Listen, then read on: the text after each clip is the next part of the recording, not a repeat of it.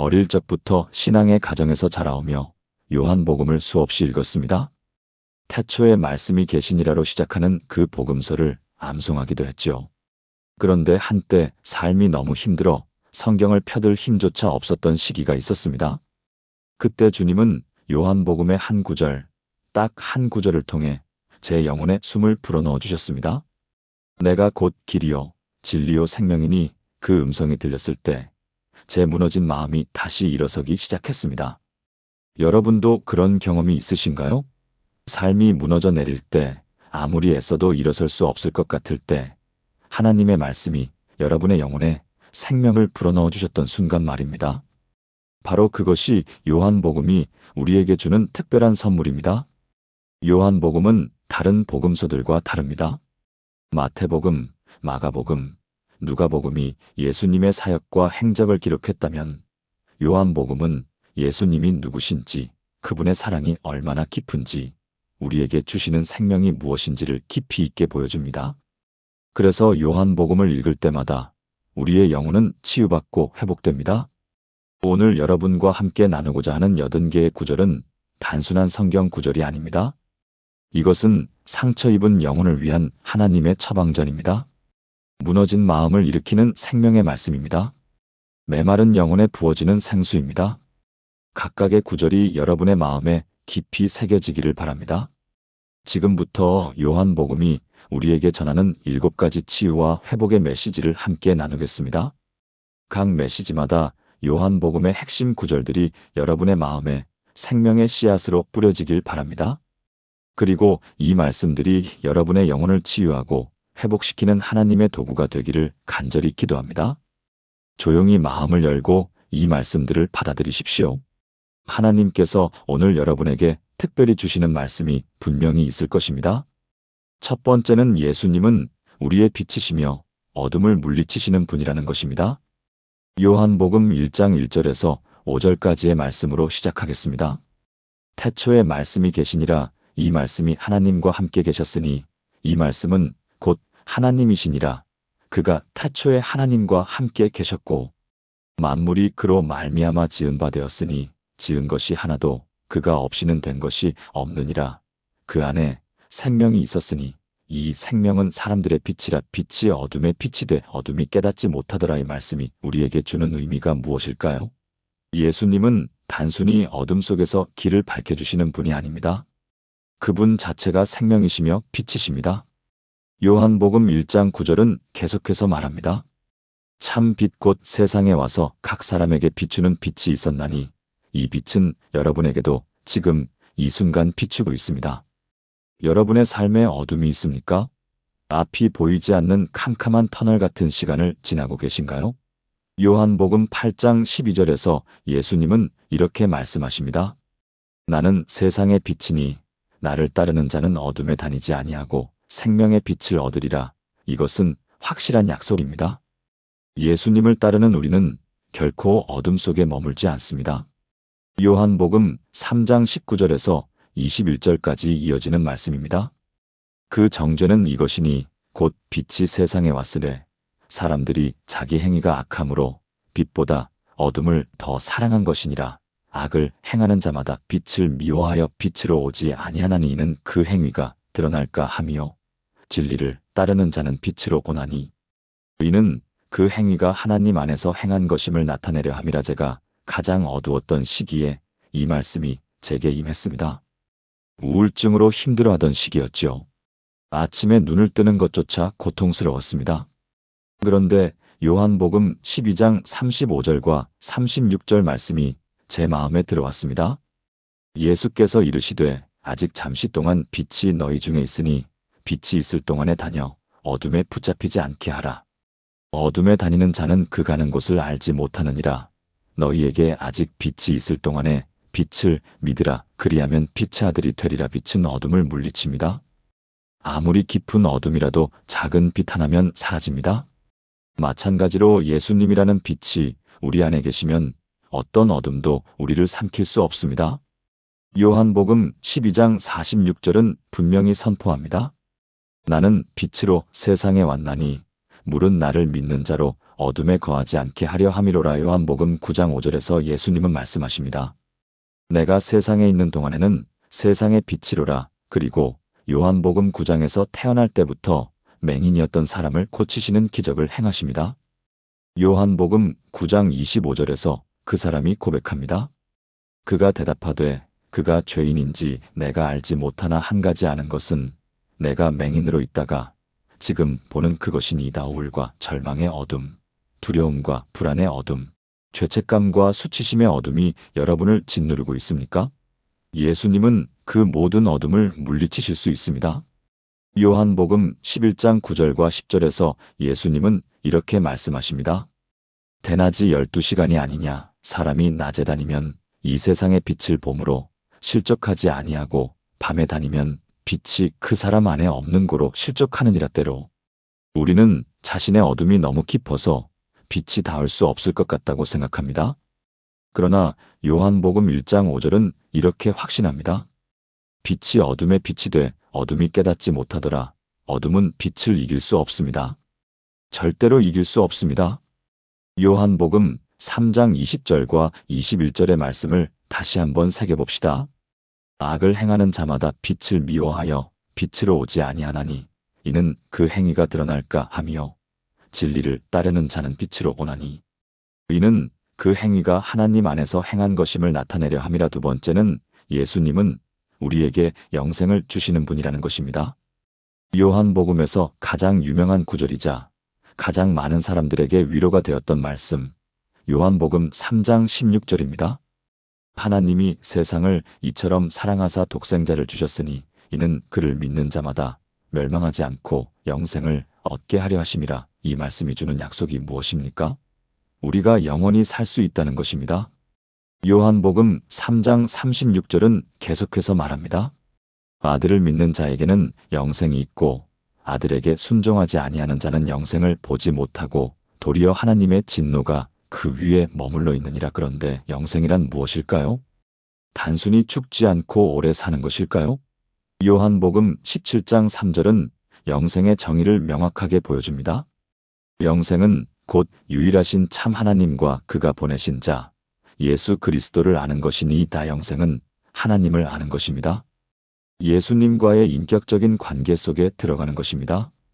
요한복음 5장 24절에서 예수님은 이렇게 말씀하십니다. 내가 진실로 진실로 너희에게 이르노니 내 말을 듣고 또 나 보내신 이를 믿는 자는 영생을 얻었고 심판에 이르지 아니하나니 사망에서 생명으로 옮겼느니라. 과거형입니다. 얻을 것이다가 아니라 얻었다입니다. 믿는 순간 우리는 이미 영생을 소유한 것입니다. 요한복음 5장 39절과 40절에서 예수님은 유대인들에게 말씀하십니다. 너희가 성경에서 영생을 얻는 줄 생각하고 성경을 연구하거니와 이 성경이 곧 내게 대하여 증언하는 것이니라. 그러나 너희가 영생을 얻기 위하여 내게 오기를 원하지 아니하는도다. 영생은 성경 지식에 있는 것이 아니라 예수님께 나아가는 데 있습니다. 요한복음 6장 27절에서 예수님은 이렇게 말씀하십니다. 썩을 양식을 위하여 일하지 말고 영생하도록 있는 양식을 위하여 하라. 이 양식은 인자가 너희에게 주리니 인자는 아버지 하나님께서 인치신 자니라. 그리고 요한복음 6장 40절은 계속됩니다. 내 아버지의 뜻은 아들을 보고 믿는 자마다 영생을 얻는 이것이니 마지막 날에 내가 이를 다시 살리리라이 얼마나 놀라운 선물입니까? 요한복음 6장 47절은 다시 한번 확인시켜 줍니다. 진실로 진실로 너희에게 이르노니 믿는 자는 영생을 가졌나니 여러분이 예수님을 믿는다면 지금 이 순간 영생을 가지고 있습니다.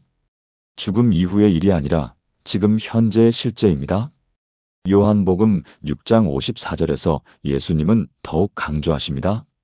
내 살을 먹고 내 피를 마시는 자는 영생을 가졌고 마지막 날에 내가 그를 다시 살리리니. 요한복음 6장 68절에서 베드로가 고백합니다. 시몬 베드로가 대답하되 주여 영생의 말씀이 주께 있사오니 우리가 누구에게로 가오리이까. 저는 두 자녀를 키우면서 이 말씀의 의미를 더 깊이 깨달았습니다. 첫째가 크리스천 국제학교를 졸업하고 대학에 입학할 때, 둘째가 형이 다녔던 학교에 가려고 준비할 때, 제가 가장 기도했던 것은 무엇일까요?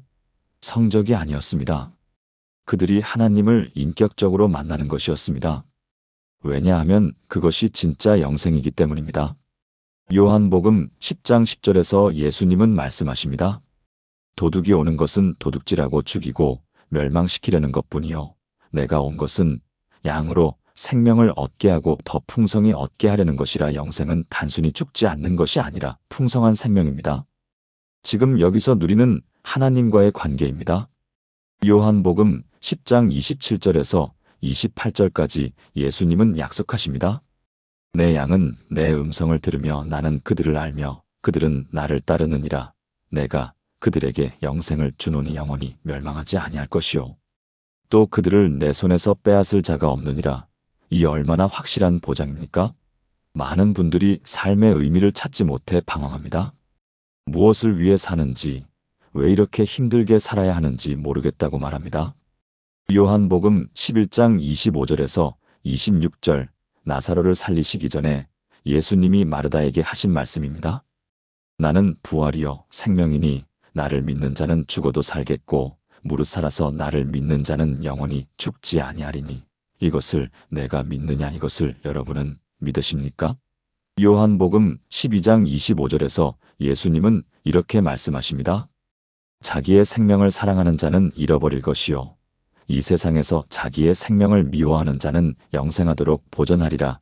그리고 요한복음 12장 50절은 선포합니다.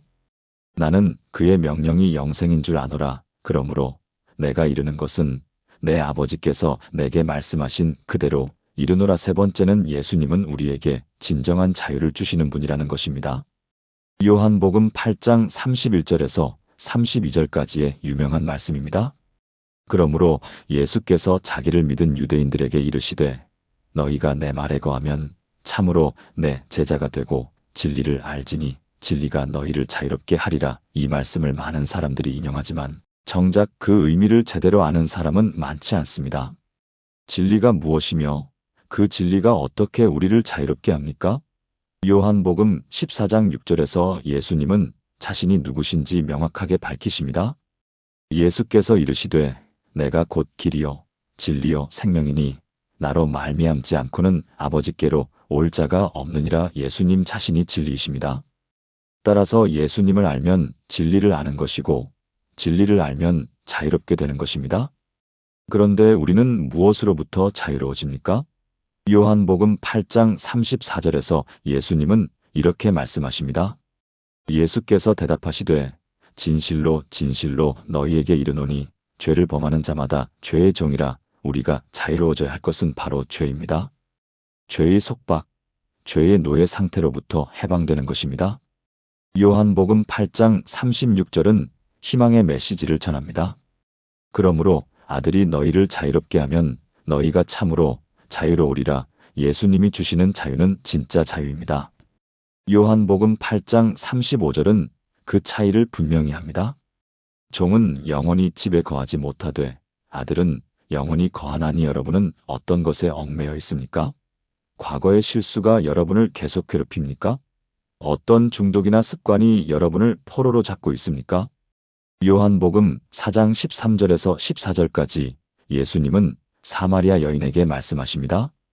예수께서 대답하여 이르시되 이 물을 마시는 자마다 다시 목마르려니와 내가 주는 물을 마시는 자는 영원히 목마르지 아니하리니 내가 주는 물은 그 속에서 영생하도록 솟아나는 샘물이 되리라저도 한때 분노에 사로잡혀 있었습니다.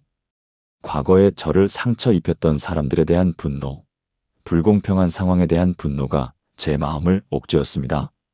그런데 요한복음 8장 32절 말씀을 묵상하며 깨달았습니다. 분노는 저를 자유롭게 하지 못한다는 것을요. 오히려 저를 그 사람에게 묶어두는 사슬이었습니다. 예수님이 주시는 자유는 용서의 자유입니다. 요한복음 20장 23절에서 예수님은 제자들에게 이렇게 말씀하십니다. 너희가 누구의 죄든지 사하면 사하여질 것이요 누구의 죄든지 그대로 두면 그대로 있으리라. 용서할 때 우리는 자유로워집니다. 과거의 상처로부터 분노의 속박으로부터 해방됩니다. 요한복음 7장 37절에서 38절까지 예수님은 외치십니다. 명절 끝날 곧 큰 날에 예수께서 서서 외쳐 이르시되 누구든지 목마르거든 내게로 와서 마시라. 나를 믿는 자는 성경의 이름과 같이 그 배에서 생수의 강이 흘러나오리라 하시니 목마름으로부터의 자유, 갈증으로부터의 해방이 여기 있습니다. 요한복음 18장 37절에서 예수님은 빌라도 앞에서 말씀하십니다. 빌라도가 이르되 그러면 내가 왕이 아니냐? 예수께서 대답하시되 내 말과 같이 내가 왕이니라. 내가 이를 위하여 태어났으며 이를 위하여 세상에 왔나니 곧 진리에 대하여 증언하려 함이로다. 무릇 진리에 속한 자는 내 음성을 듣느니라. 진리의 음성을 듣는 자가 자유합니다. 많은 사람들이 자유를 원하면서도 정작 진정한 자유가 무엇인지 모릅니다. 세상은 내가 하고 싶은 대로 하는 것이 자유라고 말하지만 그것은 오히려 더 큰 속박으로 이어집니다. 요한복음 15장 14절에서 15절까지 예수님은 말씀하십니다. 너희는 내가 명하는 대로 행하면 곧 나의 친구라. 이제부터는 너희를 종이라 하지 아니하리니 종은 주인이 하는 것을 알지 못함이라. 너희를 친구라 하였노니 내가 내 아버지께 들은 것을 다 너희에게 알게 하였음이라. 진정한 자유는 죄로부터의 해방이며 하나님의 뜻 안에서 사는 것입니다. 요한복음 4장 23절에서 24절까지 말씀하십니다. 아버지께 참되게 예배하는 자들은 영과 진리로 예배할 때가 오나니 곧 이때라. 아버지께서는 자기에게 이렇게 예배하는 자들을 찾으시느니라. 하나님은 영이시니 예배하는 자가 영과 진리로 예배할지니라. 네 번째는 예수님은 우리를 사랑하시며 그 사랑이 우리를 변화시킨다는 것입니다. 요한복음은 사랑의 복음서입니다. 예수님의 사랑이 얼마나 깊고 넓고 높은지를 보여주는 책입니다. 요한복음 13장 1절은 이렇게 기록합니다. 유월절 전에 예수께서 자기가 세상을 떠나 아버지께로 돌아가실 때가 이른 줄 아시고 세상에 있는 자기 사람들을 사랑하시되 끝까지 사랑하시니라. 끝까지 사랑하시는 예수님입니다. 그 사랑을 가장 극명하게 보여주는 장면이 요한복음 13장입니다. 예수님이 제자들의 발을 씻기시는 장면이지요. 요한복음 13장 3절에서 5절까지의 말씀입니다. 저녁 먹는 중 예수는 아버지께서 모든 것을 자기 손에 맡기신 것과 또 자기가 하나님께로부터 오셨다가 하나님께로 돌아가실 것을 아시고 저녁 잡수시던 자리에서 일어나 겉옷을 벗고 수건을 가져다가 허리에 두르시고 이에 대야에 물을 떠서 제자들의 발을 씻으시고 두르신 수건으로 닦기를 시작하여요. 요한복음 13장 8절에서 베드로가 말합니다. 베드로가 이르되 내 발을 절대로 씻지 못하시리이다. 예수께서 대답하시되 내가 너를 씻지 아니하면 내가 나와 상관이 없느니라. 이것이 예수님의 사랑입니다. 우리의 더러운 발을 씻기시는 낮아지심의 사랑입니다. 요한복음 13장 34절에서 35절 예수님은 새 계명을 주십니다. 새 계명을 너희에게 주노니 서로 사랑하라. 내가 너희를 사랑한 것 같이 너희도 서로 사랑하라. 너희가 서로 사랑하면 이로써 모든 사람이 너희가 내 제자인 줄 알리라. 사랑받은 사람은 사랑하는 사람이 됩니다. 요한복음 14장 21절에서 예수님은 말씀하십니다. 나의 계명을 지키는 자라야 나를 사랑하는 자니 나를 사랑하는 자는 내 아버지께 사랑을 받을 것이요 나도 그를 사랑하여 그에게 나를 나타내리라. 그리고 요한복음 14장 23절은 계속됩니다. 예수께서 대답하여 이르시되 사람이 나를 사랑하면 내 말을 지키리니 내 아버지께서 그를 사랑하실 것이요 우리가 그에게로 가서 거처를 그와 함께 하리라. 요한복음 15장 9절에서 예수님은 이렇게 말씀하십니다. 아버지께서 나를 사랑하신 것 같이 나도 너희를 사랑하였으니 나의 사랑 안에 거하라. 예수님이 우리를 사랑하시는 그 사랑은 아버지 하나님이 예수님을 사랑하시는 것과 같은 사랑입니다. 이 얼마나 놀라운 사랑입니까? 요한복음 15장 10절은 계속해서 말합니다. 내가 아버지의 계명을 지켜 그의 사랑 안에 거하는 것 같이 너희도 내 계명을 지키면 내 사랑 안에 거하리라. 그리고 요한복음 15장 12절에서 예수님은 다시 한번 명령하십니다. 내 계명은 곧 내가 너희를 사랑한 것 같이 너희도 서로 사랑하라 하는 이것이니라. 요한복음 15장 13절 가장 위대한 사랑에 대한 정의입니다. 사람이 친구를 위하여 자기 목숨을 버리면 이보다 더 큰 사랑이 없나니 예수님은 우리를 위해 자기 목숨을 버리셨습니다. 십자가에서 죽으심으로 그 사랑을 증명하셨습니다. 두 분의 부모님이 모두 살아계십니다. 그분들을 보면서 저는 부모의 사랑이 무엇인지 배웁니다. 그런데 하나님의 사랑은 그보다 더 큽니다. 요한복음 3장 16절에서 말하듯이 하나님이 세상을 이처럼 사랑하사 독생자를 주셨으니 자기 아들까지 내어주시는 사랑입니다. 요한복음 15장 14절에서 예수님은 말씀하십니다.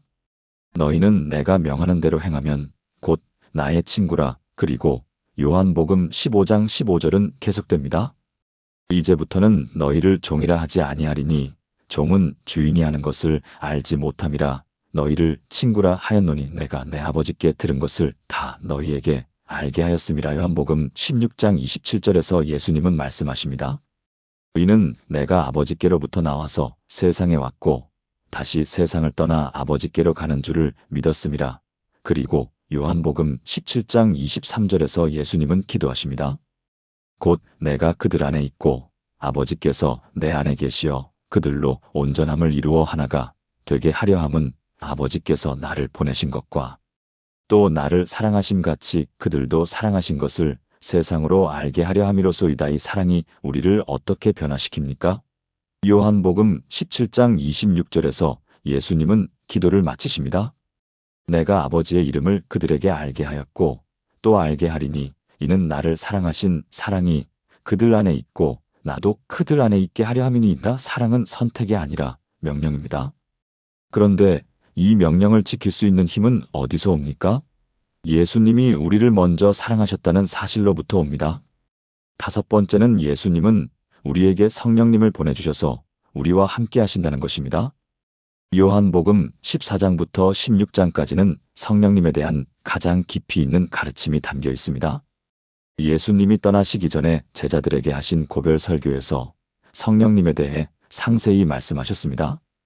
요한복음 14장 16절에서 17절의 말씀입니다.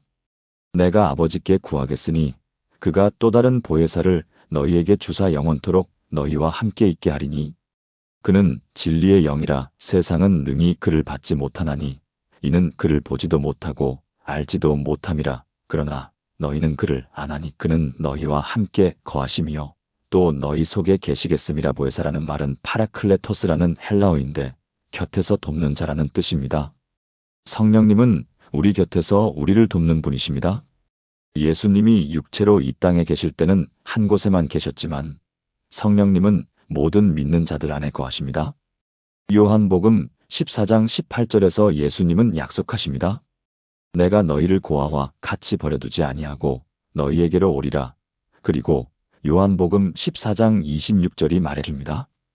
보혜사 곧 아버지께서 내 이름으로 보내실 성령 그가 너희에게 모든 것을 가르치고 내가 너희에게 말한 모든 것을 생각나게 하리라. 성령님은 우리의 교사이십니다.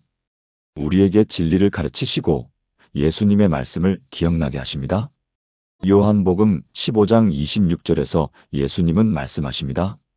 내가 아버지께로부터 너희에게 보낼 보혜사 곧 아버지께로부터 나오시는 진리의 성령이 오실 때에 그가 나를 증언하실 것이요. 성령님은 예수님을 증언하십니다. 요한복음 16장 7절에서 예수님은 이렇게 말씀하십니다.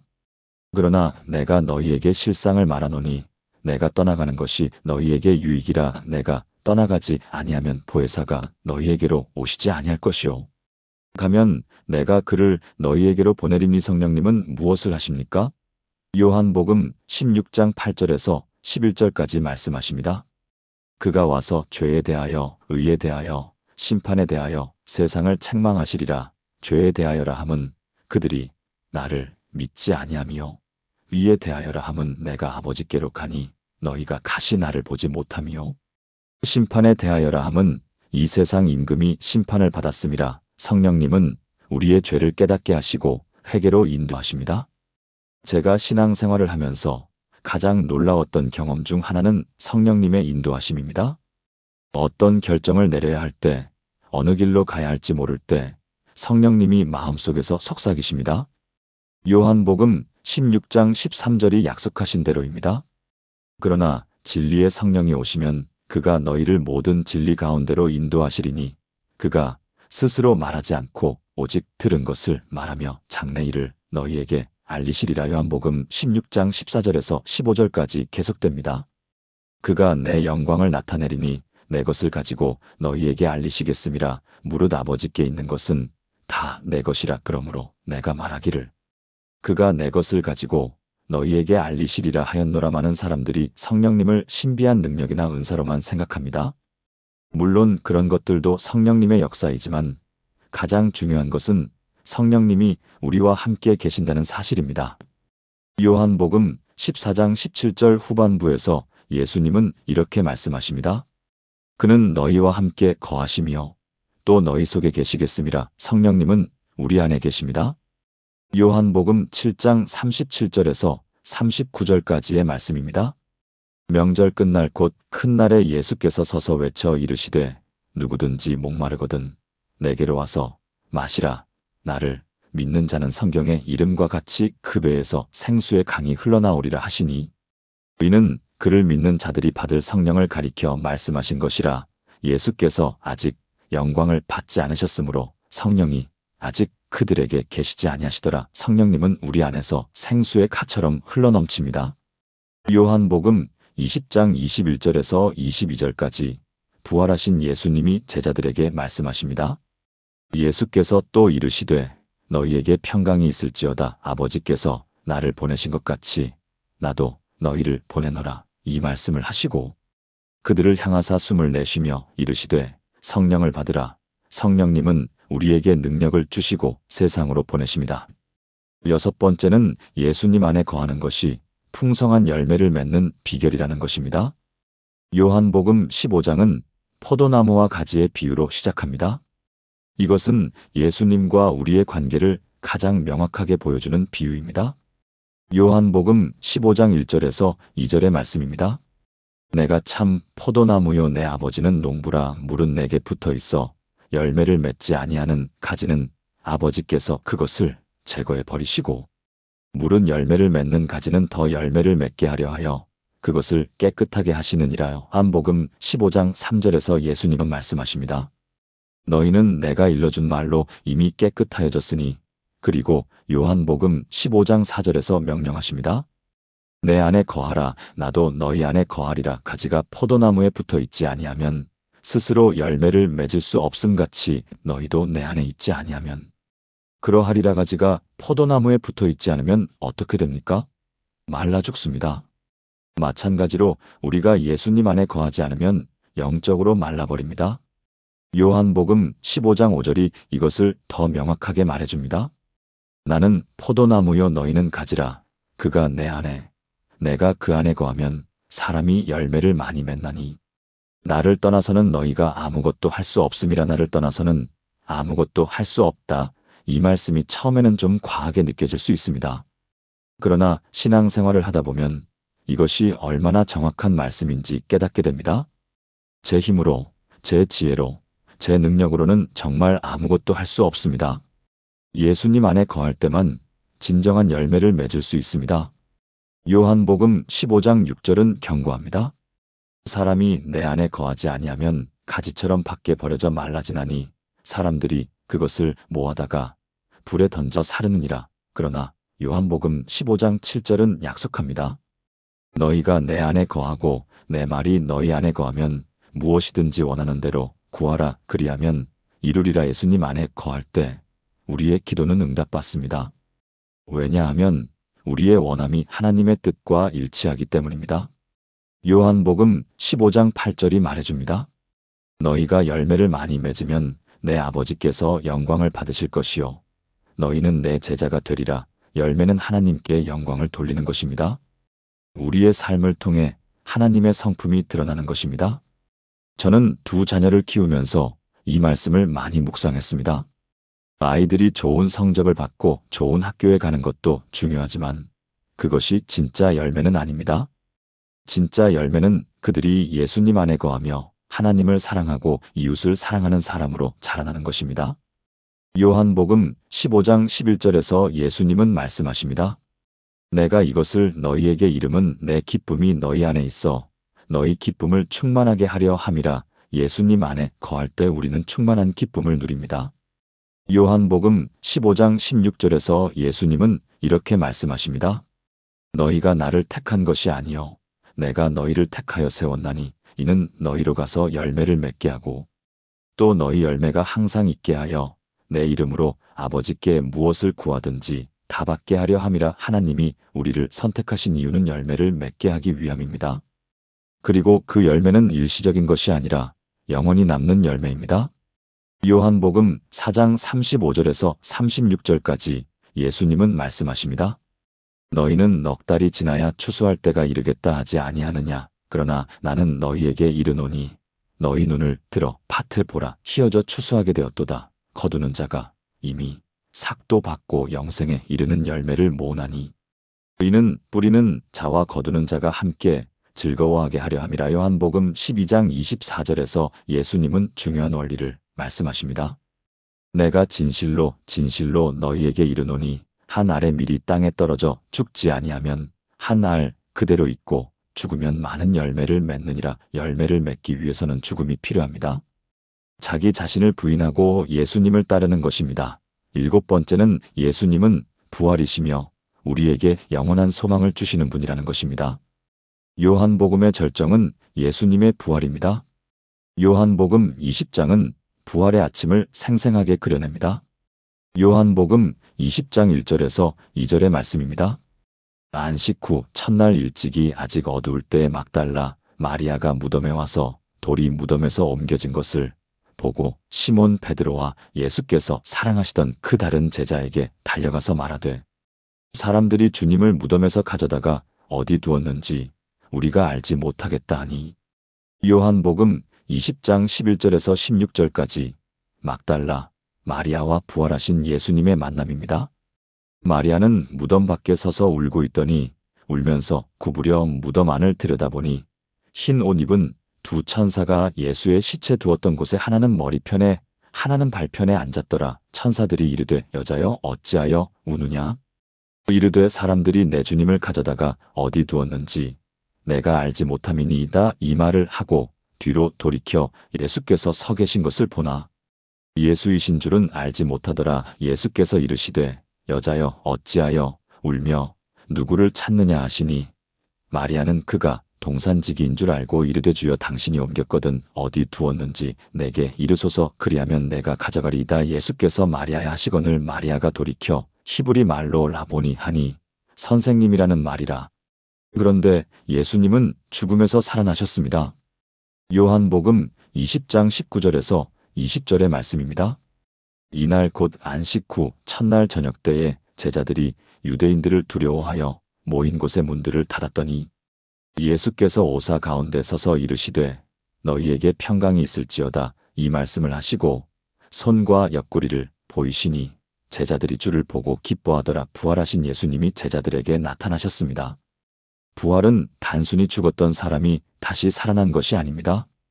요한복음 11장 25절에서 26절 나사로를 살리시기 전에 예수님이 하신 말씀을 다시 기억해 봅시다. 예수께서 이르시되 나는 부활이요 생명이니 나를 믿는 자는 죽어도 살겠고 무릇 살아서 나를 믿는 자는 영원히 죽지 아니하리니 이것을 내가 믿느냐. 예수님 자신이 부활이십니다.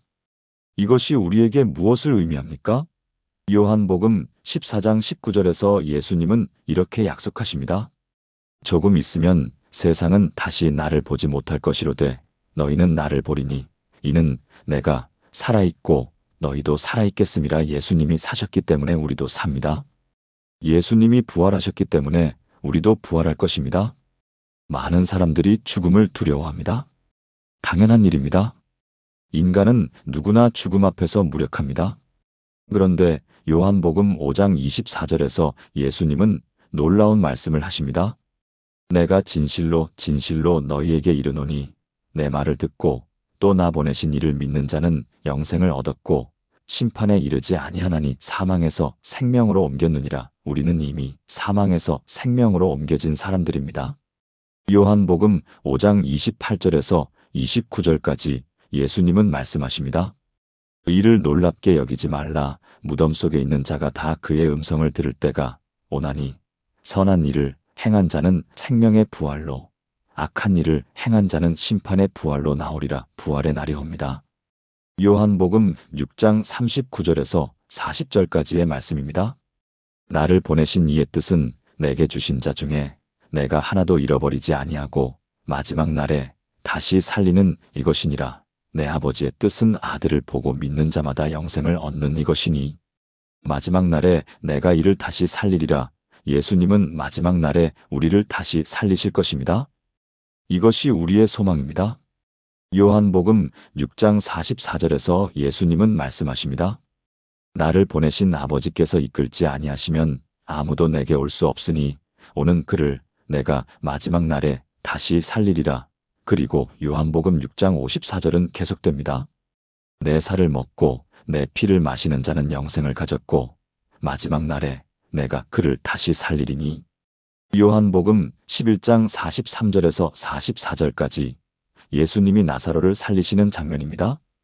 이 말씀을 하시고 큰 소리로 나사로야 나오라 부르시니 죽은 자가 수족을 배로 동인 채로 나오는데 그 얼굴은 수건에 쌓였더라. 예수께서 이르시되 풀어놓아 다니게 하라 하시니라. 예수님은 생명의 주인이십니다.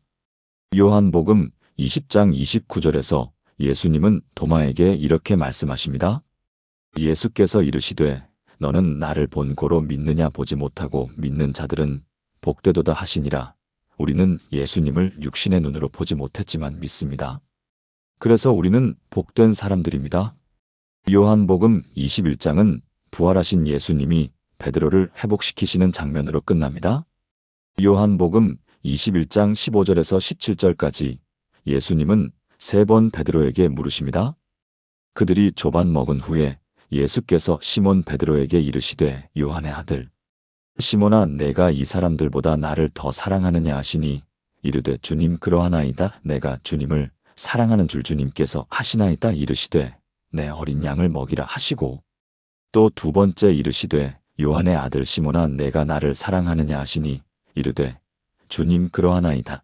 내가 주님을 사랑하는 줄 주님께서 하시나이다. 이르시되 내 양을 치라 하시고 3번째 이르시되 요한의 아들 시몬아 내가 나를 사랑하느냐 하시니 주께서 3번째 내가 나를 사랑하느냐 하심으로 베드로가 근심하여 이르되 주님 모든 것을 아시오매 내가 주님을 사랑하는 줄을 주님께서 하시나이다. 예수께서 이르시되 내 양을 먹이라. 부활하신 예수님은 실패한 제자를 회복시키고 다시 사명을 주십니다. 이것이 부활의 능력입니다. 죽음을 이기는 능력이며 실패를 회복시키는 능력이며 절망을 소망으로 바꾸는 능력입니다. 요한복음 16장 33절에서 예수님은 이렇게 말씀하십니다. 이것을 너희에게 이르는 것은 너희로 내 안에서 평안을 누리게 하려 함이라. 세상에서는 너희가 환난을 당하나 담대하라. 내가 세상을 이기었노라. 예수님이 세상을 이기셨습니다. 우리도 예수님 안에서 이깁니다. 요한복음 20장 31절 요한복음의 목적을 말하는 구절입니다. 오직 이것을 기록함은 너희로 예수께서 하나님의 아들 그리스도이심을 믿게 하려 함이요 또 너희로 믿고 그 이름을 힘입어 생명을 얻게 하려 함이니라. 이것이 요한복음의 목적입니다. 우리가 예수님을 믿고 생명을 얻게 하기 위함입니다. 다 함께 기도하겠습니다. 하나님 아버지, 오늘 요한복음의 80개 말씀을 통해 우리의 영혼에 생명을 불어넣어 주시니 감사합니다. 예수님이 우리의 빛이시며 영생을 주시는 분이시며 자유를 주시는 분이시며 사랑 그 자체이심을 고백합니다. 성령님을 보내주셔서 우리와 함께 하시고 우리가 예수님 안에 거할 때 풍성한 열매를 맺게 하시며 부활의 소망을 주시니 감사합니다. 주님, 우리의 삶이 때로 어둡고 힘들 때가 있습니다. 상처받고 무너질 때가 있습니다. 그러나 오늘 말씀을 통해 깨달았습니다. 예수님이 우리의 치유이시며 회복이심을요. 이 말씀들이 우리의 마음에 깊이 새겨지게 하소서. 우리의 영혼을 치유하시고 회복시키는 하나님의 말씀이 되게 하소서. 요한복음의 80개 구절 하나하나가 우리의 삶 속에서 살아 역사하게 하소서. 어둠 속에서는 빛이 되고 절망 속에서는 소망이 되고 상처 속에서는 치유가 되고 죽음 앞에서는 부활의 증거가 되게 하소서. 이 말씀을 붙잡고 날마다 주님과 함께 걸어가는 우리가 되게 하소서. 우리 가정과 교회와 이 땅 가운데 요한복음의 말씀이 살아 움직이게 하소서. 사랑이 넘치고 빛이 비추이고 생명이 흐르는 공동체가 되게 하소서. 우리를 통해 이 말씀이 더 많은 사람들에게 전해지게 하소서. 예수님 안에 거하여 풍성한 열매를 맺는 삶을 살게 하소서. 주님, 오늘 이 말씀을 들은 모든 분들의 삶에 실제적인 치유와 회복이 일어나게 하소서. 상처받은 마음이 아물고 무너진 영혼이 다시 일어서고 메마른 심령에 생수가 흐르게 하소서. 두려움과 불안으로부터 자유케 하시고 주님의 사랑 안에서 평안을 누리게 하소서.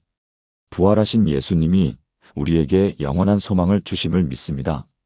마지막 날에 우리를 다시 살리실 것을 믿으며 오늘 소망 가운데 살게 하소서. 성령님의 능력으로 날마다 새롭게 하시고 진리 안에서 참된 자유를 누리게 하소서. 예수님의 이름으로 기도합니다. 아멘. 어릴 적부터 신앙의 가정에서 자라오며 요한복음을 수없이 읽었습니다. 태초에 말씀이 계시니라로 시작하는 그 복음서를 암송하기도 했죠. 그런데 한때 삶이 너무 힘들어 성경을 펴들 힘조차 없었던 시기가 있었습니다. 그때 주님은 요한복음의 한 구절, 딱 한 구절을 통해 제 영혼에 숨을 불어넣어 주셨습니다.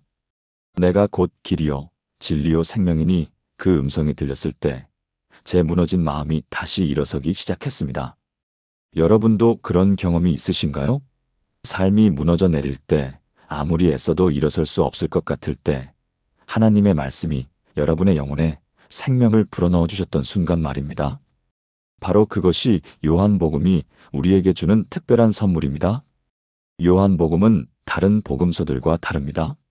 마태복음, 마가복음, 누가복음이 예수님의 사역과 행적을 기록했다면 요한복음은 예수님이 누구신지, 그분의 사랑이 얼마나 깊은지, 우리에게 주시는 생명이 무엇인지를 깊이 있게 보여줍니다. 그래서 요한복음을 읽을 때마다 우리의 영혼은 치유받고 회복됩니다. 오늘 여러분과 함께 나누고자 하는 80개의 구절은 단순한 성경 구절이 아닙니다. 이것은 상처 입은 영혼을 위한 하나님의 처방전입니다. 무너진 마음을 일으키는 생명의 말씀입니다. 메마른 영혼에 부어지는 생수입니다. 각각의 구절이 여러분의 마음에 깊이 새겨지기를 바랍니다. 지금부터 요한복음이 우리에게 전하는 7가지 치유와 회복의 메시지를 함께 나누겠습니다. 각 메시지마다 요한복음의 핵심 구절들이 여러분의 마음에 생명의 씨앗으로 뿌려지길 바랍니다. 그리고 이 말씀들이 여러분의 영혼을 치유하고 회복시키는 하나님의 도구가 되기를 간절히 기도합니다. 조용히 마음을 열고 이 말씀들을 받아들이십시오. 하나님께서 오늘 여러분에게 특별히 주시는 말씀이 분명히 있을 것입니다. 첫 번째는 예수님은 우리의 빛이시며 어둠을 물리치시는 분이라는 것입니다. 요한복음 1장 1절에서 5절까지의 말씀으로 시작하겠습니다. 태초에 말씀이 계시니라 이 말씀이 하나님과 함께 계셨으니 이 말씀은 곧 하나님이시니라.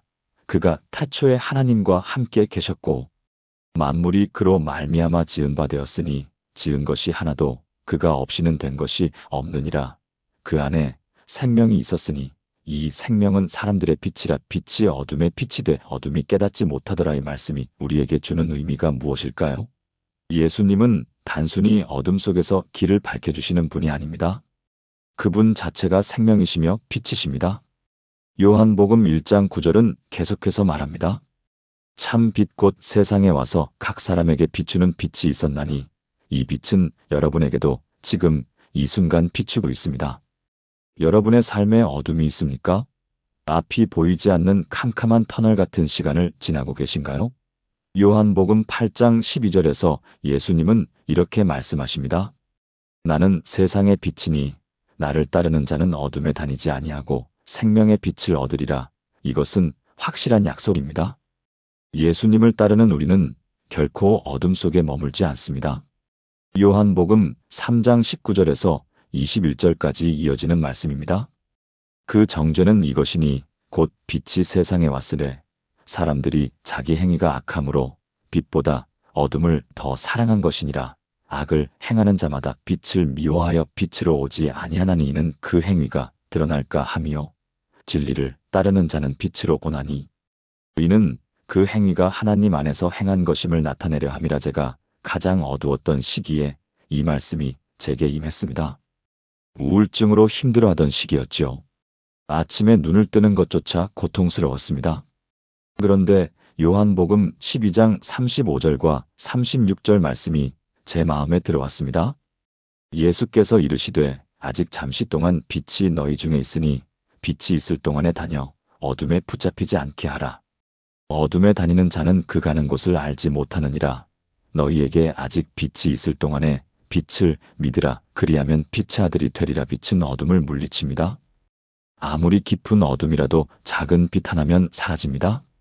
마찬가지로 예수님이라는 빛이 우리 안에 계시면 어떤 어둠도 우리를 삼킬 수 없습니다. 요한복음 12장 46절은 분명히 선포합니다. 나는 빛으로 세상에 왔나니 물은 나를 믿는 자로 어둠에 거하지 않게 하려 함이로라. 요한복음 9장 5절에서 예수님은 말씀하십니다. 내가 세상에 있는 동안에는 세상의 빛이로라. 그리고 요한복음 9장에서 태어날 때부터 맹인이었던 사람을 고치시는 기적을 행하십니다.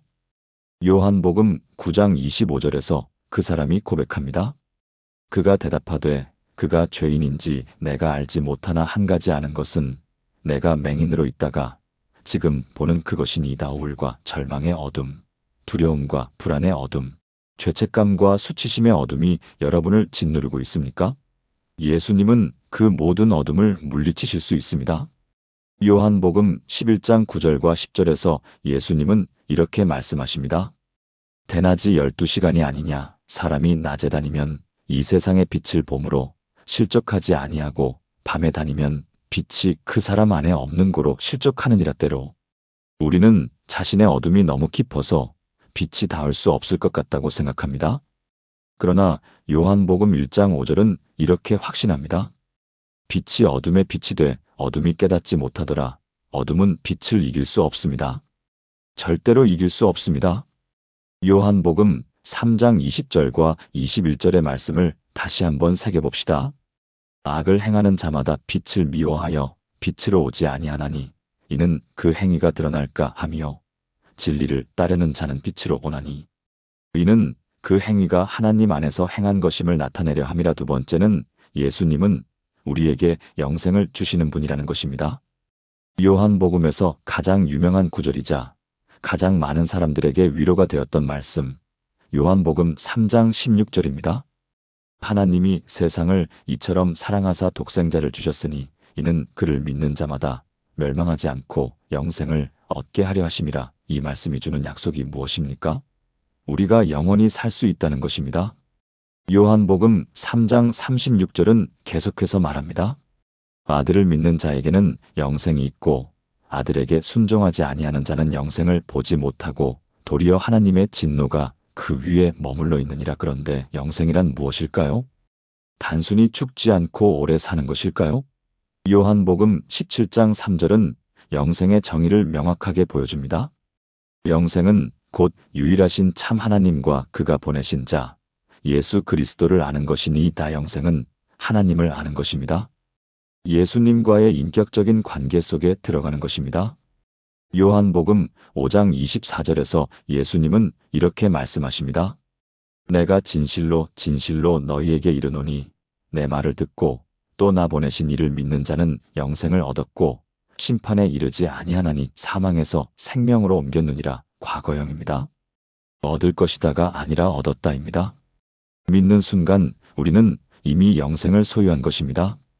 요한복음 5장 39절과 40절에서 예수님은 유대인들에게 말씀하십니다. 너희가 성경에서 영생을 얻는 줄 생각하고 성경을 연구하거니와 이 성경이 곧 내게 대하여 증언하는 것이니라. 그러나 너희가 영생을 얻기 위하여 내게 오기를 원하지 아니하는도다. 영생은 성경 지식에 있는 것이 아니라 예수님께 나아가는 데 있습니다. 요한복음 6장 27절에서 예수님은 이렇게 말씀하십니다.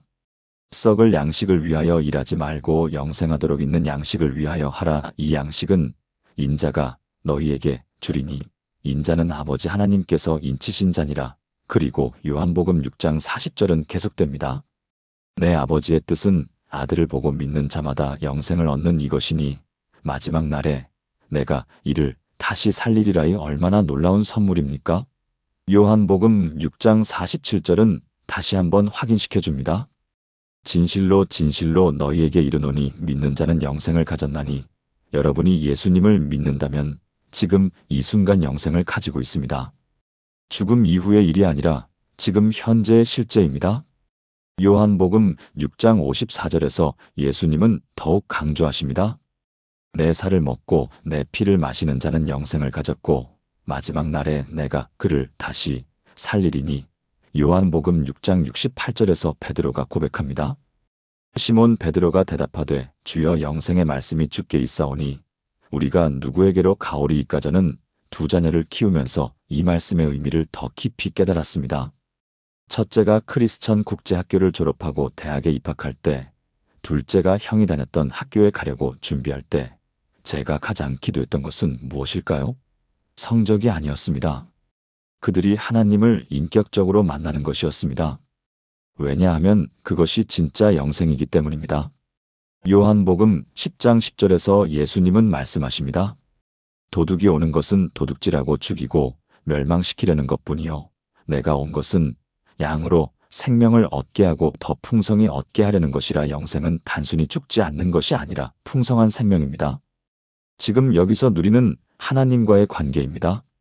요한복음 10장 27절에서 28절까지 예수님은 약속하십니다. 내 양은 내 음성을 들으며 나는 그들을 알며 그들은 나를 따르느니라. 내가 그들에게 영생을 주노니 영원히 멸망하지 아니할 것이요 또 그들을 내 손에서 빼앗을 자가 없느니라. 이 얼마나 확실한 보장입니까? 많은 분들이 삶의 의미를 찾지 못해 방황합니다.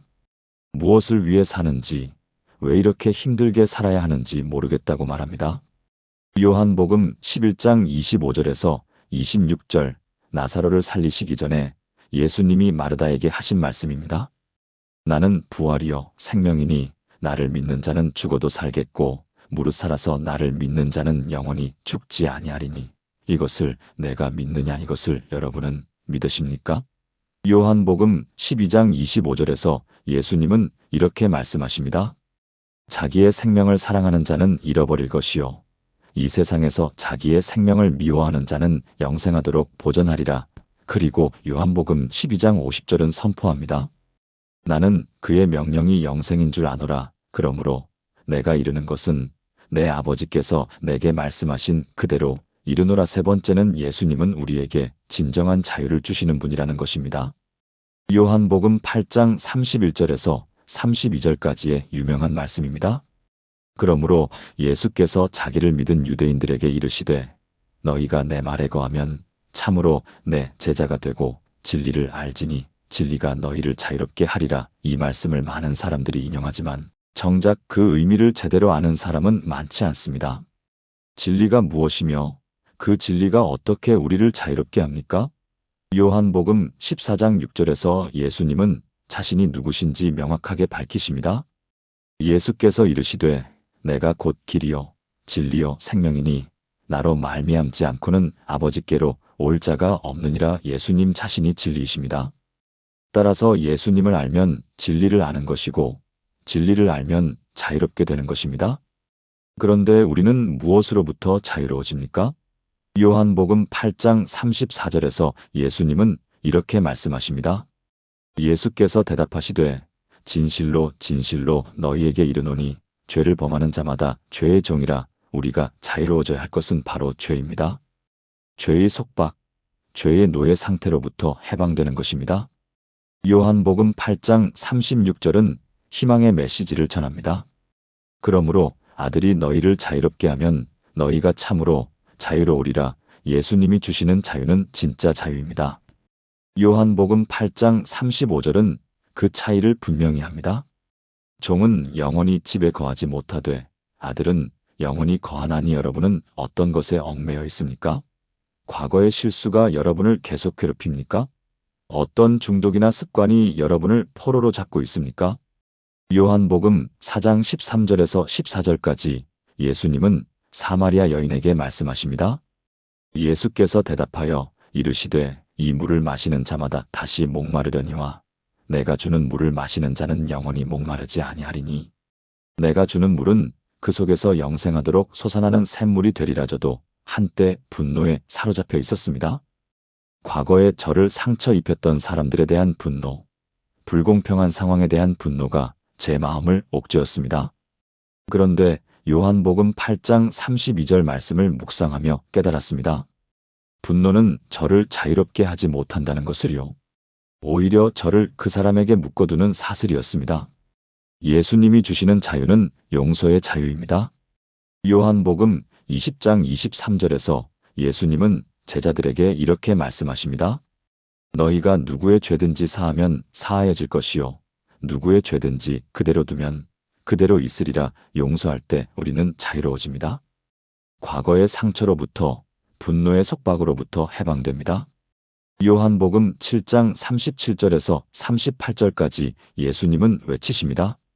명절 끝날 곧 큰 날에 예수께서 서서 외쳐 이르시되 누구든지 목마르거든 내게로 와서 마시라. 나를 믿는 자는 성경의 이름과 같이 그 배에서 생수의 강이 흘러나오리라 하시니 목마름으로부터의 자유, 갈증으로부터의 해방이 여기 있습니다. 요한복음 18장 37절에서 예수님은 빌라도 앞에서 말씀하십니다. 빌라도가 이르되 그러면 내가 왕이 아니냐? 예수께서 대답하시되 내 말과 같이 내가 왕이니라. 내가 이를 위하여 태어났으며 그 이를 위하여 세상에 왔나니 곧 진리에 대하여 증언하려 함이로다. 무릇 진리에 속한 자는 내 음성을 듣느니라. 진리의 음성을 듣는 자가 자유합니다.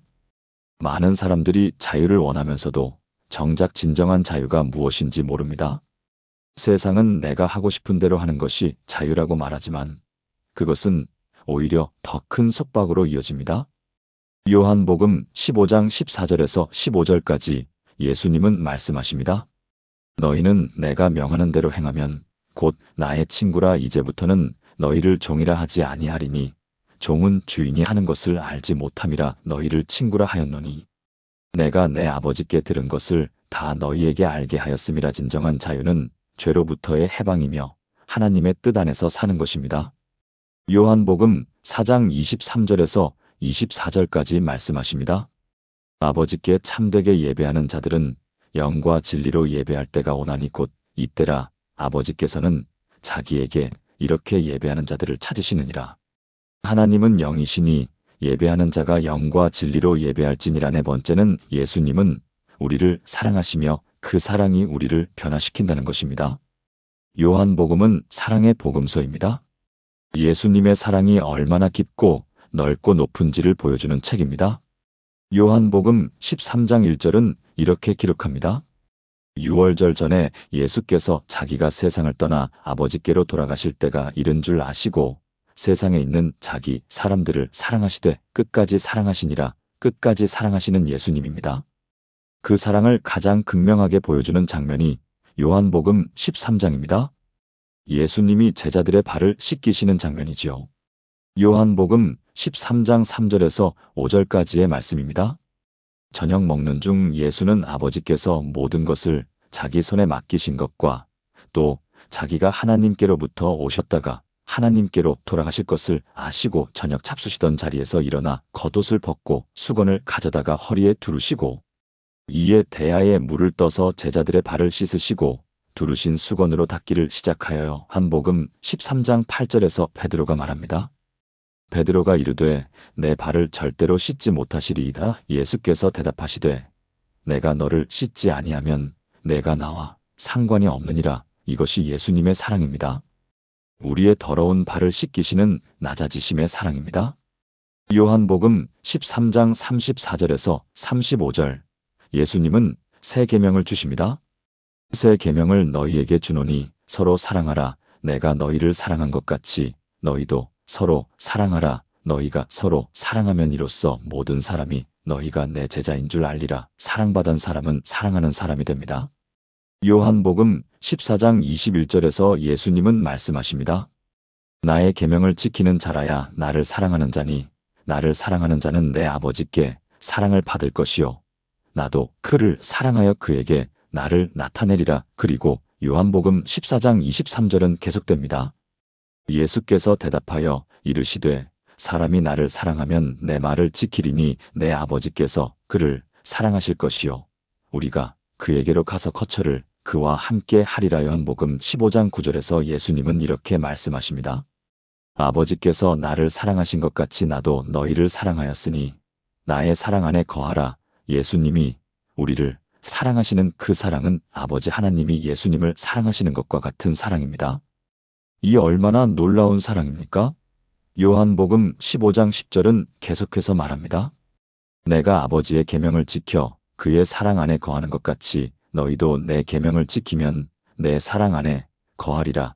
그리고 요한복음 15장 12절에서 예수님은 다시 한번 명령하십니다.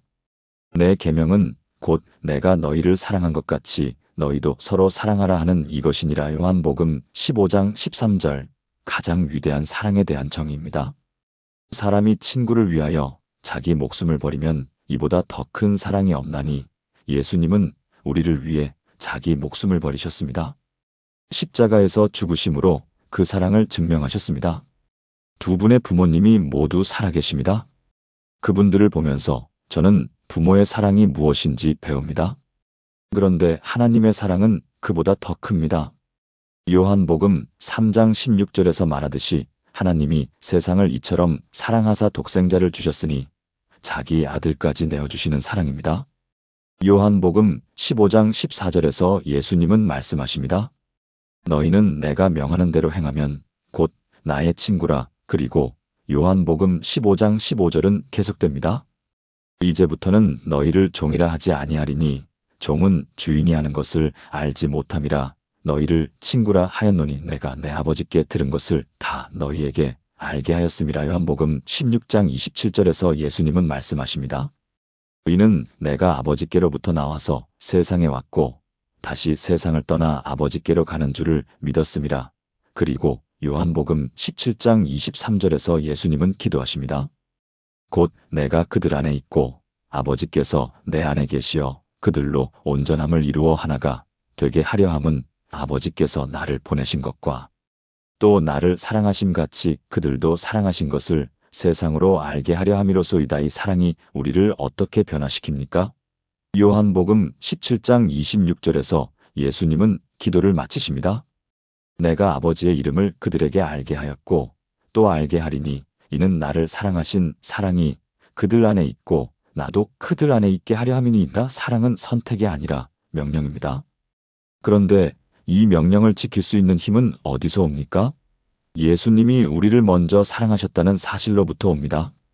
다섯 번째는 예수님은 우리에게 성령님을 보내주셔서 우리와 함께 하신다는 것입니다. 요한복음 14장부터 16장까지는 성령님에 대한 가장 깊이 있는 가르침이 담겨 있습니다. 예수님이 떠나시기 전에 제자들에게 하신 고별 설교에서 성령님에 대해 상세히 말씀하셨습니다.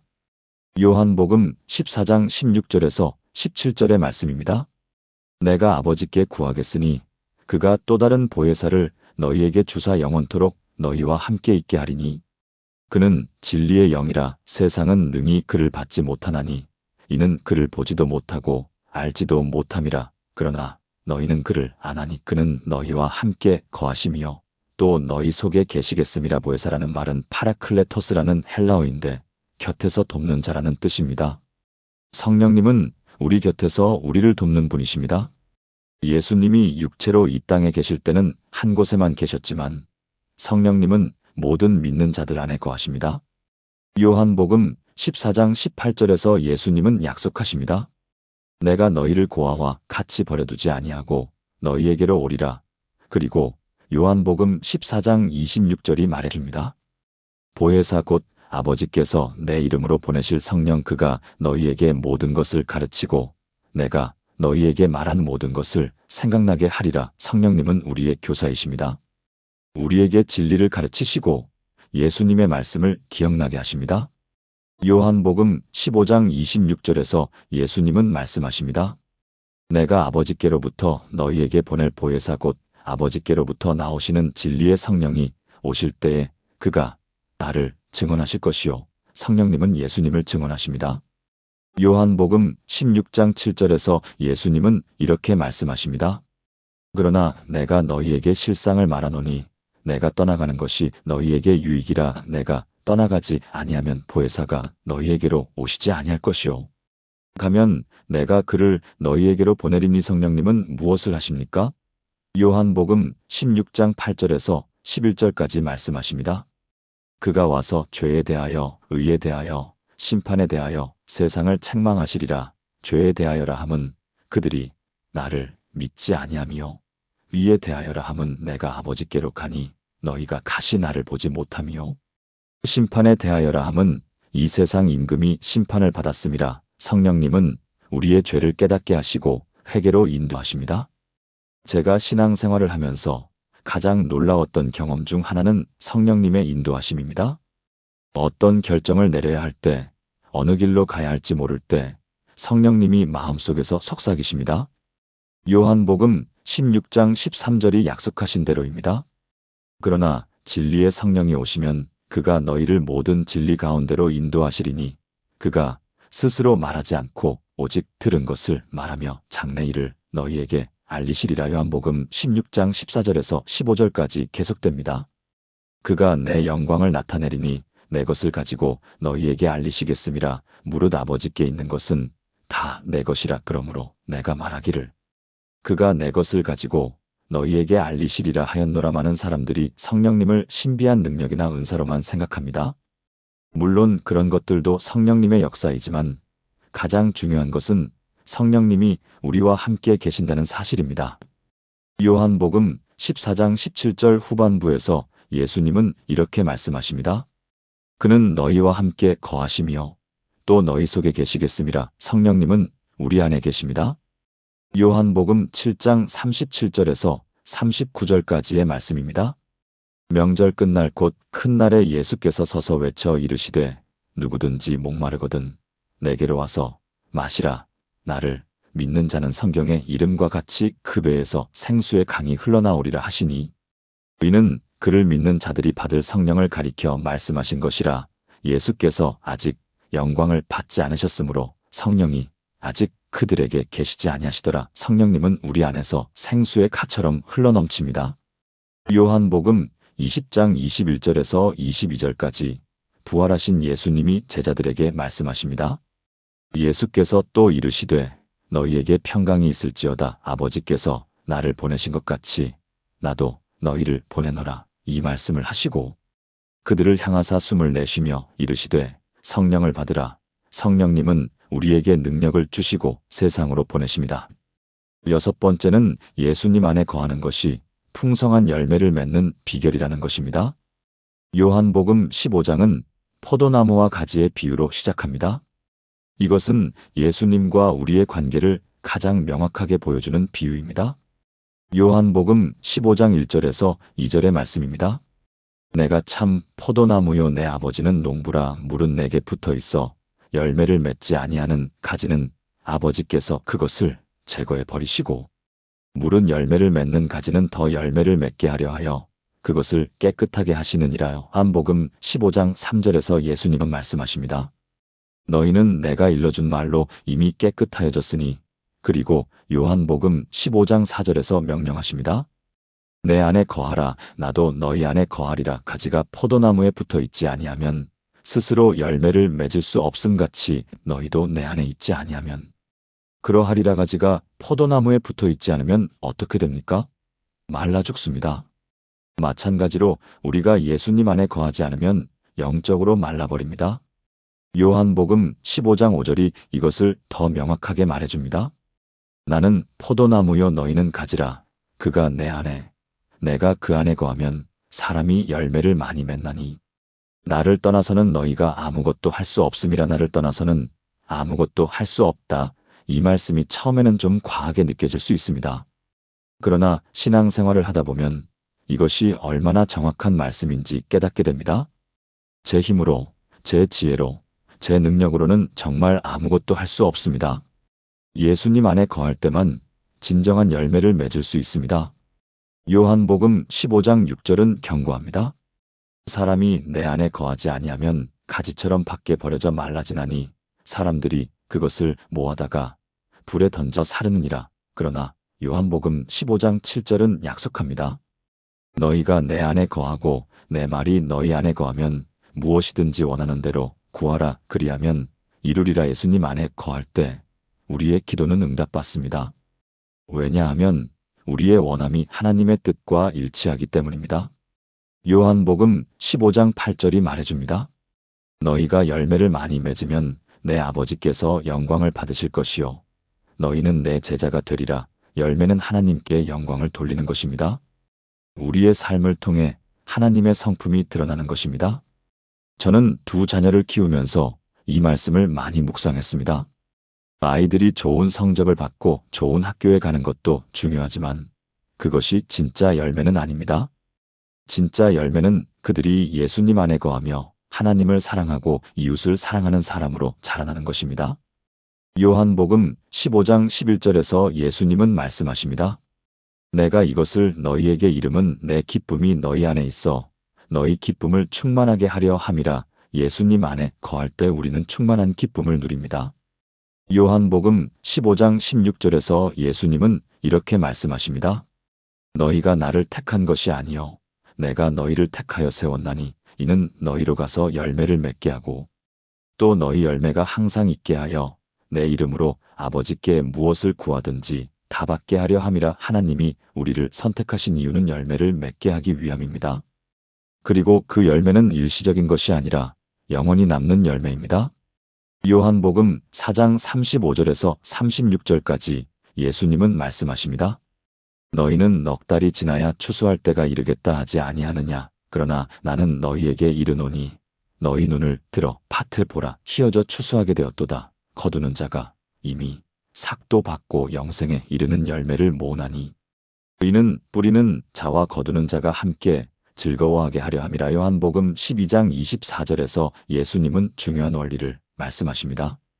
내가 진실로 진실로 너희에게 이르노니 한 알의 밀이 땅에 떨어져 죽지 아니하면 한 알 그대로 있고 죽으면 많은 열매를 맺느니라. 열매를 맺기 위해서는 죽음이 필요합니다. 자기 자신을 부인하고 예수님을 따르는 것입니다. 7번째는 예수님은 부활이시며 우리에게 영원한 소망을 주시는 분이라는 것입니다. 요한복음의 절정은 예수님의 부활입니다. 요한복음 20장은 부활의 아침을 생생하게 그려냅니다. 요한복음 20장 1절에서 2절의 말씀입니다. 안식 후 첫날 일찍이 아직 어두울 때에 막달라 마리아가 무덤에 와서 돌이 무덤에서 옮겨진 것을 보고 시몬 베드로와 예수께서 사랑하시던 그 다른 제자에게 달려가서 말하되 사람들이 주님을 무덤에서 가져다가 어디 두었는지 우리가 알지 못하겠다 하니 요한복음 20장 11절에서 16절까지 막달라 마리아와 부활하신 예수님의 만남입니다. 마리아는 무덤 밖에 서서 울고 있더니 울면서 구부려 무덤 안을 들여다보니 흰 옷 입은 두 천사가 예수의 시체 두었던 곳에 하나는 머리편에 하나는 발편에 앉았더라. 천사들이 이르되 여자여 어찌하여 우느냐. 이르되 사람들이 내 주님을 가져다가 어디 두었는지 내가 알지 못함이니이다. 이 말을 하고 뒤로 돌이켜 예수께서 서 계신 것을 보나 예수이신 줄은 알지 못하더라. 예수께서 이르시되 여자여 어찌하여 울며 누구를 찾느냐 하시니 마리아는 그가 동산지기인 줄 알고 이르되 주여 당신이 옮겼거든 어디 두었는지 내게 이르소서 그리하면 내가 가져가리이다. 예수께서 마리아에 하시거늘 마리아가 돌이켜 히브리 말로 라보니 하니 선생님이라는 말이라. 그런데 예수님은 죽음에서 살아나셨습니다. 요한복음 20장 19절에서 20절의 말씀입니다. 이날 곧 안식 후 첫날 저녁 때에 제자들이 유대인들을 두려워하여 모인 곳의 문들을 닫았더니 예수께서 오사 가운데 서서 이르시되 너희에게 평강이 있을지어다. 이 말씀을 하시고 손과 옆구리를 보이시니 제자들이 주를 보고 기뻐하더라. 부활하신 예수님이 제자들에게 나타나셨습니다. 부활은 단순히 죽었던 사람이 다시 살아난 것이 아닙니다. 요한복음 11장 25절에서 26절 나사로를 살리시기 전에 예수님이 하신 말씀을 다시 기억해 봅시다. 예수께서 이르시되 나는 부활이요 생명이니 나를 믿는 자는 죽어도 살겠고 무릇 살아서 나를 믿는 자는 영원히 죽지 아니하리니 이것을 내가 믿느냐. 예수님 자신이 부활이십니다. 이것이 우리에게 무엇을 의미합니까? 요한복음 14장 19절에서 예수님은 이렇게 약속하십니다. 조금 있으면 세상은 다시 나를 보지 못할 것이로되 너희는 나를 보리니 이는 내가 살아있고 너희도 살아있겠음이라. 예수님이 사셨기 때문에 우리도 삽니다. 예수님이 부활하셨기 때문에 우리도 부활할 것입니다. 많은 사람들이 죽음을 두려워합니다. 당연한 일입니다. 인간은 누구나 죽음 앞에서 무력합니다. 그런데 요한복음 5장 24절에서 예수님은 놀라운 말씀을 하십니다. 내가 진실로 진실로 너희에게 이르노니 내 말을 듣고 또 나 보내신 이를 믿는 자는 영생을 얻었고 심판에 이르지 아니하나니 사망에서 생명으로 옮겼느니라. 우리는 이미 사망에서 생명으로 옮겨진 사람들입니다. 요한복음 5장 28절에서 29절까지 예수님은 말씀하십니다. 이를 놀랍게 여기지 말라. 무덤 속에 있는 자가 다 그의 음성을 들을 때가 오나니 선한 일을 행한 자는 생명의 부활로 악한 일을 행한 자는 심판의 부활로 나오리라. 부활의 날이 옵니다. 요한복음 6장 39절에서 40절까지의 말씀입니다. 나를 보내신 이의 뜻은 내게 주신 자 중에 내가 하나도 잃어버리지 아니하고 마지막 날에 다시 살리는 이것이니라. 내 아버지의 뜻은 아들을 보고 믿는 자마다 영생을 얻는 이것이니 마지막 날에 내가 이를 다시 살리리라. 예수님은 마지막 날에 우리를 다시 살리실 것입니다. 이것이 우리의 소망입니다. 요한복음 6장 44절에서 예수님은 말씀하십니다. 나를 보내신 아버지께서 이끌지 아니하시면 아무도 내게 올 수 없으니 오는 그를 내가 마지막 날에 다시 살리리라. 그리고 요한복음 6장 54절은 계속됩니다. 내 살을 먹고 내 피를 마시는 자는 영생을 가졌고 마지막 날에 내가 그를 다시 살리리니. 요한복음 11장 43절에서 44절까지 예수님이 나사로를 살리시는 장면입니다. 이 말씀을 하시고 큰 소리로 나사로야 나오라 부르시니 죽은 자가 수족을 배로 동인 채로 나오는데 그 얼굴은 수건에 쌓였더라. 예수께서 이르시되 풀어놓아 다니게 하라 하시니라. 예수님은 생명의 주인이십니다. 요한복음 20장 29절에서 예수님은 도마에게 이렇게 말씀하십니다. 예수께서 이르시되 너는 나를 본 고로 믿느냐? 보지 못하고 믿는 자들은 복되도다 하시니라. 우리는 예수님을 육신의 눈으로 보지 못했지만 믿습니다. 그래서 우리는 복된 사람들입니다. 요한복음 21장은 부활하신 예수님이 베드로를 회복시키시는 장면으로 끝납니다. 요한복음 21장 15절에서 17절까지 예수님은 3번 베드로에게 물으십니다. 그들이 조반 먹은 후에 예수께서 시몬 베드로에게 이르시되 요한의 아들 시몬아 내가 이 사람들보다 나를 더 사랑하느냐 하시니 이르되 주님 그러하나이다. 내가 주님을 사랑하는 줄 주님께서 하시나이다. 이르시되 내 어린 양을 먹이라 하시고 또 2번째 이르시되 요한의 아들 시몬아 내가 나를 사랑하느냐 하시니 이르되 주님 그러하나이다.